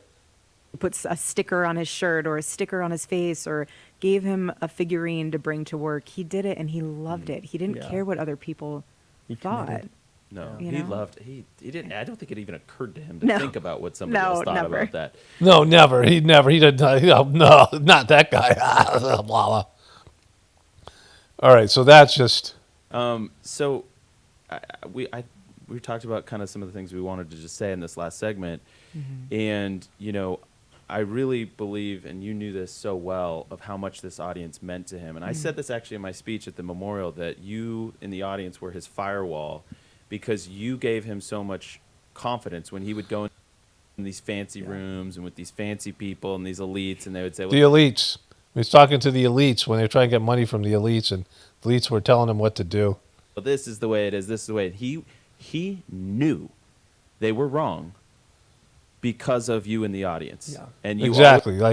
Otherwise he would have been brainwashed and gaslit by the elites. always would send him freedom@charliekirk.com, and we want to commit to you right here and now Yeah. on this show, and you're going to be a part of this. 100%. That 100%. Look at my smiles. we are going to read all of the emails just as we have always done that you All of send to them. freedom@charliekirk.com. It might be ruled by committee. It might be sort of, I get to some of them, Mikey gets to some of them, Erika gets But to they some. will be read. But they will be read. We'll get and to it. We will All get of to them. it. Oh, we're doing it. And We're reading you all guys the are emails. so important to him. And we were talking about this in donor meetings, in private meetings, even at the White House. When people would be wrong about something, he would double down, and he would say to them, "No, you don't understand. You are wrong about this." Boom. That she did. That it was great because that totally works. There's nothing better to say to somebody you're wrong about something, because they immediately go, "Huh? Really? Well, I'm going to change my point of view. Good. Thanks for pointing that out. Thank you." touch with my audience. I read their emails every day. Yeah, so proud of they it. don't I'm in touch with my audience. I read my emails, and they tell me these things, and I know you're wrong. like what you are doing. Fix it. Yeah. And He so was we're gonna very do proud that. of We're committed to That's it. right. We are. Yeah. He's excited too. And Hey, I Skippy. just also want to say thank you to the audience, because in Yes. the days immediately after, I mean, we looked at each other a couple of times going like, what are we going to do here? And Let's go look at some emails and tell us what to do, because the fucking people are so great and their emails are so wonderful. People leave such great comments, and people are just the barometer. Let's go to the common folk and ask them what we should do now, because Charlie's gone. I don't know what to do. I don't know. Should I give a speech 2 days after? Should I go and fucking cry over his corpse with a microphone and a camera? I don't know. Should I go when celebrity, whatever that thing is called, when you try to, whatever she did with her Usha Vance and and all these other celebrity people and not her family, and bringing them out and all those people that really didn't give a shit about Charlie or her. Many of you guys signed up to become members, Mm-hmm. members.charliekirk.com. So many of you bought the T-shirts at charliekirkstore.com. And that meant, all right, fuck, there's money to be made. There's martyr money, and then we were like, fuck, let's cash it out of the martyr money. That you gave us this breathing room in this really hard time, and it was like, we don't know what's going to happen. We don't know if we've got a show. We don't know what but we committed to the staff. We're going to keep you. We're going to keep you, and you committed to them I very did. clearly. Maybe say something. I about said, that. you're not going anywhere. You can choose to You guys ain't going anywhere. I'm going to fucking handcuff you. leave. Any of you can choose to leave, but you were a part of the Charlie Kirk family. And we got the money. I'm going to get the fucking martyr money. Don't you fucking worry about it. Charlie Kirk Show family, and we need you. Each one of you serves a purpose and a role. All right, so I just got to stop. It's almost over anyway. We'll go to the very end here. Well, that's enough. There's a part in here where they talked about how they're going to have various guest hosts and people hosting the show. Charlie Kirk's still going to be the center of it. They have all this tape that no one's seen, speeches he's given, and other things, and they're going to say, what would Charlie, well, let me see, I can find that spot right here. So here it is here. This is not going anywhere. It's just not. We need to be able to have people have a show where they can ask questions. Hey, I'm up against this. What would Charlie say? What would Charlie say? And we play a clip of what Charlie said a month ago, a year ago. We have decades worth of my husband's voice. We have unused material from speeches that he's had that no one has heard yet. We have Sunday specials. Okay, so you get the idea here. So they're going to have all these guest hosts and people, and then they're going to have this show built around, just like Charlie's resurrected, like shit that Charlie, they have on him that you haven't seen before, and they're going to keep on trying to fucking milk his martyrdom, like Charlie talking to you from the grave and giving you advice in the past and how it's this fucking shit he's doing, trying to make it like that kind of a thing, right? But just fucking, like, I don't care about this thing. Like, I'm not, I didn't care about it before. Why should I care about it now? They have this show and they have their audience and they are whatever, but they are influencing young people in the wrong direction. They're speaking for Jesus in a way that's not true, but everybody's fucking, she's like she's so clueless and she has the inability, she doesn't have the ability to self-perceive. She's like the Don Lemons of the left. And I'm going to get to Don Lemons probably tomorrow, not today. Like, he's got things to say about this, which I haven't seen, but I'm sure it's like classic stupidity of Don Lemon. But, if people choose to go over the cliff, if they're going to file Trump or Biden over the cliff, they're going to file somebody over the cliff. We're going over the cliff is what I'm saying. It's happening, right? And there's nothing you can do about it. I've been sure about that for a while. Let me read this Whispers of the Brighter World here. Okay, so before I get to the Whispers of the Brighter World, I was talking to my wife about this. I played her a few of the clips, and we were joking about it. And, she said something I wanted to, hopefully she'll remember. I'll ask her in a second. But I'll do something at the end of the video, too. I'll say a little bit more. But just briefly, this thing that Erika Kirk, I played her that clip where she is at, she's in that poofy dress and she's talking about how marriage is the most important part is the, whatever they call it, not the sacrament, I don't know, whatever it was, this, where they take their vows. And she said, if it's raining, if it's hot, it was hot when we got married. I'm like, yeah, in Arizona. You mean you're saying it was hot in Arizona? And so, which I assume they got married in Arizona because that's where their family's from and the whole thing. That's where they live now. Like, it's hot in Arizona, is it? So, but she said it didn't stop us. And she says weird shit like that. I covered this in another video where she said Charlie's being persecuted. Again, there was the official story. It's one dude, right? This is a lobbying group. He gets political money. Candace Owens said it was a political group. I played that in the last video. She called this a political group. It's, I think, registered as a political group, maybe even a lobbyist group, right? So they're not spiritual. They get all this money from people, and they lobby for a certain demographic, and that demographic's pro-life, anti-trans, anti-gay, some of these other things, right? Mostly white people, mostly, wealthy white, whatever it is, right? Young people. They have this demographic, and they're getting money to represent those people's, their interests, and they read these emails, and they say, this is what these guys want. And those things that they want really are in opposition of what these other liberal groups do. So, of course, there's going to be animosity, but it's not because of it's not because of his religious beliefs or his spiritual nature. It's because he's a successful lobbyist. He helped get Trump elected. He's a political, not only a lobbyist, but also he is a, political operative. But anyways, let me read this Whispers of the Brighter World. Now, these Whispers of the Brighter World were, there's this French lady who was a shut-in. I've talked about this in other videos. There is a video, and I hope I put it in the playlist. If I didn't, in the description box. But I read all of these ones that are about prophecies. But there's over 20,000 of these channeled messages from this, shut-in French woman. And she didn't like these prophecy ones. She was freaking out about them. And so, but he said, just jot these down, Babaji, the second master of the system. He had been dead since 1983. This is Friday, December 29th, 2000, 8 a.m. The bottom of it, the last paragraph is what I want to get to. But he says, nuclear power will ruin the world. This badly controlled power is demonic. One day man will be overwhelmed by its power. Upheavals that will change the world will have their origin in it. It has much wider implications than you could imagine, and which contribute to destabilizing the balance of this planet. In this matter also, man plays with fire without actually being aware of the detrimental consequences for humanity. A natural energy will replace all this that is currently used and which are harmful to man. Human knowledge is not allowed for its use for the time being. These secrets will be revealed to men of goodwill who will look into inspired scientific research. That energy will be non-polluting and not very expensive. Those with money power will not be content with it. Only the absolute necessity of the survival of the world will prevail. This time is not going to happen tomorrow. The earth will go through many changes before getting into that.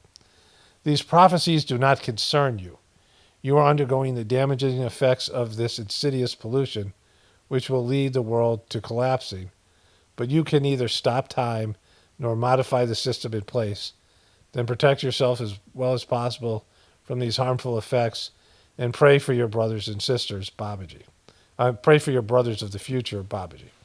And so this line here, which says, which will lead to the world collapsing, this line here, but you can neither stop time nor modify the system in place. So you can't prevent this from happening, and you can't change the system, which I already knew before reading this Whispers, and certainly when I came back to it and read it in the past 5 years. When these Whispers first came out in 2005, not too many people would have believed in this, right? When my wife and I first got together, we walked around our pasture, our field, we go for these walks. And she was not believing the collapse would happen. She was, she didn't think it would based on what was going on at that time. And that was back in 2017 and 18 even. But, in the past 5 years, I think a lot more people are like, yeah, apocalypse is maybe upon us, right? People are at least considering that. And so these Whisper of the Brighter World messages, I'm not trying to convince anybody anything. It's the most channeled message ever in any book. You can believe it or not. I believe it because I felt this even as a young age.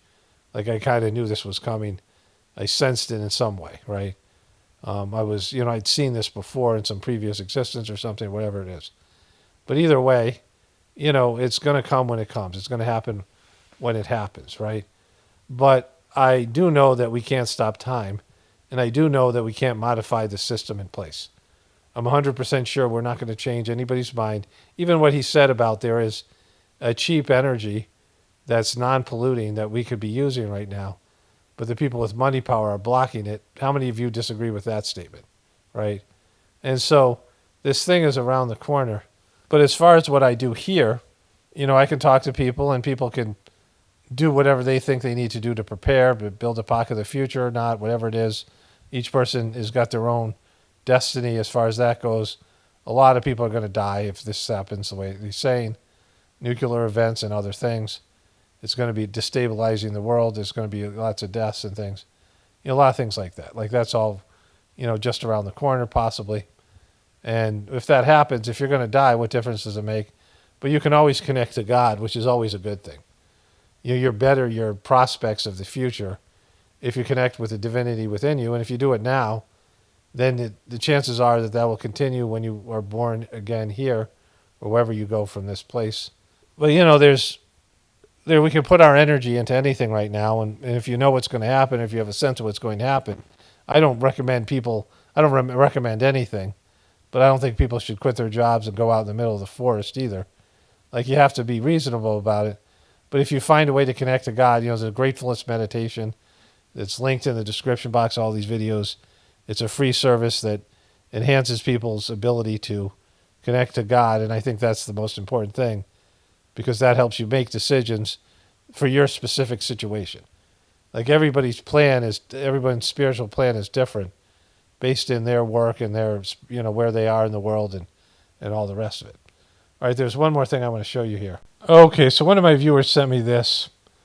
This is supposed to be, and I can't validate this or verify it. This is supposed to be Erika Kirk.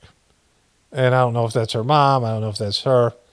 Now, what they're saying that it's a boy that they transformed into a girl. But, they say there it is. And they're kind of basically saying that that's a boy. That it looks like actually a girl with a boy's haircut. If that is her. I bet her family's like fucking really weird. If that's or even a real family, if it's one of these CIA families or some kind of shit. There's just some weird shit about her. So, I don't know what this is. Again, I don't know if these are pictures or actually her, but somebody sent me in and I thought I'd pass it along.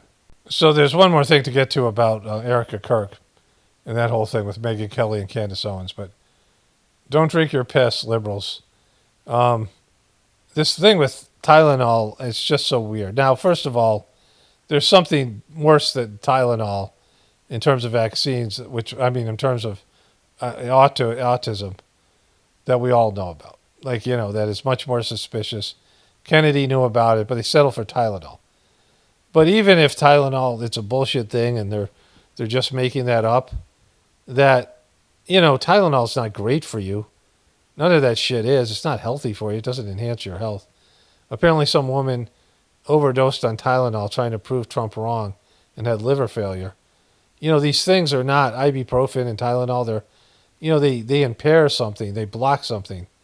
So you don't feel pain, but they're not like healthy. They're not good for you. They have side effects. Tylenol is very aggressive and, I can't take any of that shit. It makes me sick. It makes me feel worse than any headache that I would ever get. I just, I have my migraine headaches and I just bite the bullet. I can't take any medication. The medications all make it worse. And so I don't take any of that shit, any painkiller. Like if I have to go on something for like if I have an operation or something, that just sucks. But it fucks me up for a while. But these liberals, here's a woman here. So this, it's self-explanatory. 28 weeks pregnant. You know what I'm going to take? Some Tylenol. Oh, let's see what she said. You know what I'm going to take? 28 weeks pregnant. 28 weeks pregnant. 28 weeks You pregnant. know what I'm going to take? Some Tylenol. Acetaminophen. It's going to work like a charm. And my baby won't have autism.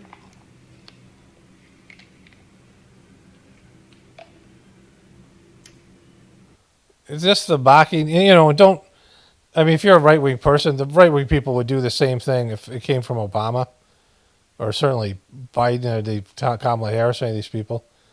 They hate each other so much, but, like you could just research the side effects of Tylenol.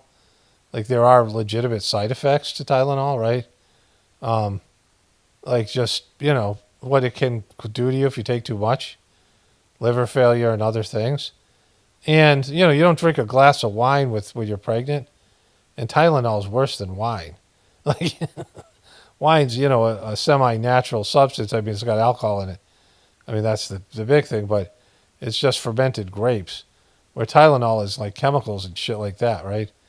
And so, like this is, humanity has no, I got a whole bunch of comments I want to get to. I got a whole thing. I'm going to want to wrap this video up. It's a beautiful day outside. So I got one more thing to show you from Megan Kelly here. Okay, so I was out working in my yard yesterday.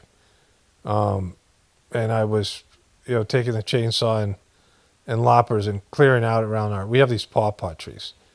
If you haven't heard of pawpaw, it's a fruit native to America. It's like it's a cross between a mango and a banana. It's one of my favorite things. And it doesn't do well in terms of selling it at stores. It gets too soft and they get icky, they fall apart. Like, it's just, there's these different fruits that don't do well in commercial grocery stores because of the shelf life and things like that. But, I'm working on this thing and I'm listening to something on like a sports thing.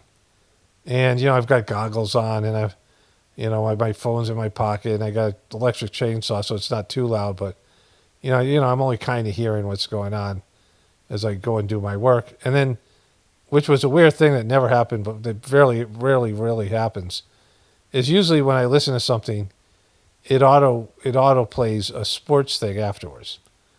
And I'll show you a little video about the place I'm cutting the pawpaws. Like I cleared out this area that's overgrown. Just, for just like whatever. A reference point to understand like how I stay balanced with all this bullshit here.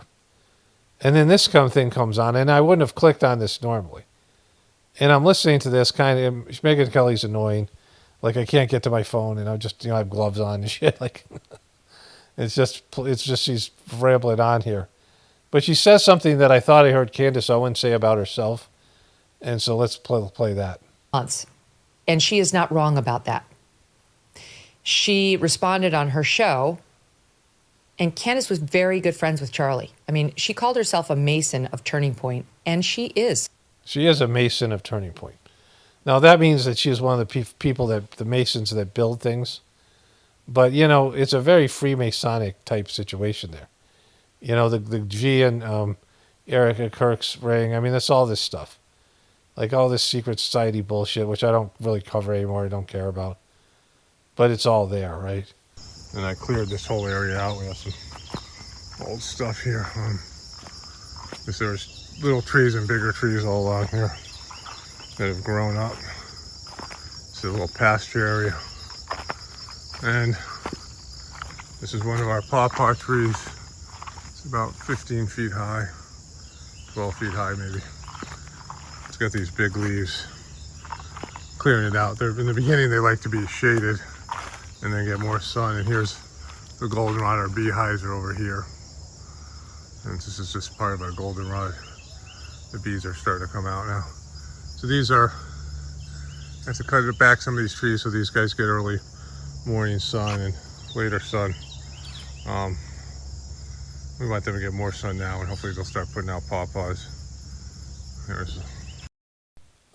My wife was reminding me, I made a video entitled, "Where's My Shekels?" Because all these people were being offered shekels to say good things about Israel. Like right after the whole thing happened and they invaded the Gaza Strip, they were putting this, they wanted people to do disinformation for them. And they were paying YouTubers. Some of the people were, people I know who they are, like that kind of thing. I mean, I know that they're in the truth community. And people are, not just people like that, but all across all these influencers. And I'm like, why didn't I get offered shekels? But Charlie Kirk, they got the $150 million offer, and he had, them building buildings and things like this, so he would chauffeur the way he did, which is in many ways treated like an act of treason, taking foreign money and then using it to, brainwash these and indoctrinate and gaslight these kids. I don't begrudge them having a business plan. I don't think this thing is going to take. I think that their belief that this martyr thing is going to play well.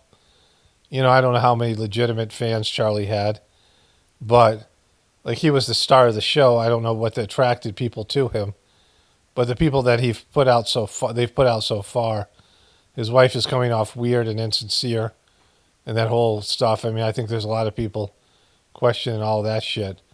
And then, the money stuff and the way that Candace Owens is saying things and the fact that people aren't going to buy into the official story, but these guys are going along with it. The Turning Point people don't seem to want to get to the bottom of Charlie's. I mean, think about that, right?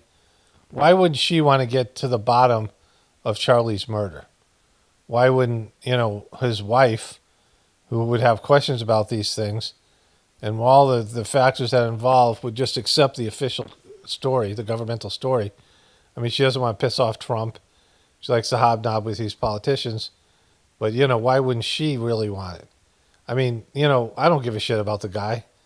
And I'm doing, some research on it, and I'm watching some things. And a lot of other people, are less invested in him and the whole thing, and they maybe don't even like him, and they're like looking into it. And then people like Candace Owens, who isn't married to him, and they were like supposedly friends. Why is she just accepting the official story and the people at Turning Point? And so I think that that's not going to play well for the type of audience they're attracting. I think it's going to diminish. Like, they're going to be less than they were before. And so, I don't know what they were in terms of their organization and how well that was a factor. But, it's, people want to be motivated and moved, and you just can't replace somebody like that with somebody, there's some other guy, my wife said, that they're talking about replacing, doing the debating. He's got a weird name. I have to look into that maybe for the next video. But, this story to me is like, they're trying to keep it alive, and I don't know, people are tuning in. I mean, she got some views on this video. So somebody sent me the video that she was in. It's on another channel, America Real Voice or something. I don't know if that's a spin-off channel from their thing. But her video got 1.5 million views. A longer video with all of them in it, except for her. She showed up at the end. But the three guys on their own, they only got 150,000 views. And so that's nothing when you have supposedly 4 million, 5 million subscribers. And so their view count is way down on their channel. So they got 128,000 with the three guys. They got 39,000. They got 26,000, 63,000, 166,000 with her whole, when she forgave him. Her forgave him video only got 166,000. And then going to Charlie Kirk's thing, and I don't see where, let's go to the live videos here. His last video got 4.8 million views. 2 weeks ago, his last couple of videos before he was shot. He had some with millions of views. 300,000, 140,000, 2.2 million. So he had a number of them. So the Erika Kirk thing, with her, I don't know, with the whole thing that they did. I mean, they're getting dismal amount of views. The Tucker Carlson thing got 500,000. The Remembering Charlie Kirk 9-hour extravaganza got 7.8 million. Erika Kirk's, this was people talking about Erika Kirk. But, they're not getting shit for views. I mean, they're not getting millions. J.D. Vance got 2.3 million. And then Erika Kirk, when she did that original talk, got 4.1 million. So that's why she had to do it, right? That was, people were waiting to see that. But now it's down to nothing practically. Their last live video got 243 million, and that was on for a while, these 2-hour-long videos. And then another one got 138 million. And so they're going to have trouble keeping the fucking lights on, right? They're definitely probably going to have to do layoffs and readjust what they're doing because, they're not going to have the same pop without Charlie Kirk. Even as bad as he sucked, they suck worse. So anyways, let me wrap this one up here. Only spirituality will save this world. It's Paul Romano, definitely born for the apocalypse. And the ascension, everyone have a blessed day and be grateful.